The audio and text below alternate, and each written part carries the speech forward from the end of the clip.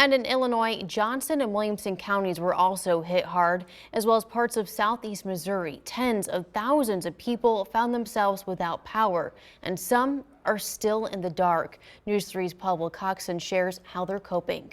When it entered our part of the service territory, we experienced at a peak somewhere around 10,000 out of power across our service territory. Lloyd Rice is a senior manager with SEMO Electric, and he says some of the biggest issues they're seeing are poles broken in half. The poles, due to this storm down, at 110 poles down in our service territory, that's a big number for us. And replacing poles in southern Illinois is also an issue with Ameren. It's obviously a high wind event. We know there's reports of tornadoes down around Lake of Egypt. Broken poles, we've had about 120 or so broken poles that have had to be replaced. Luke Wolin is the vice president of electric operations for Ameren. He says about 37,000 customers lost power, and access to some of the rural areas of southern Illinois is made more difficult when you're also dealing with storm damage. The terrain there can be difficult to get the equipment in to the locations where we need to perform the work. A lot of times we're trying to bring in specialized equipment, obviously the crews,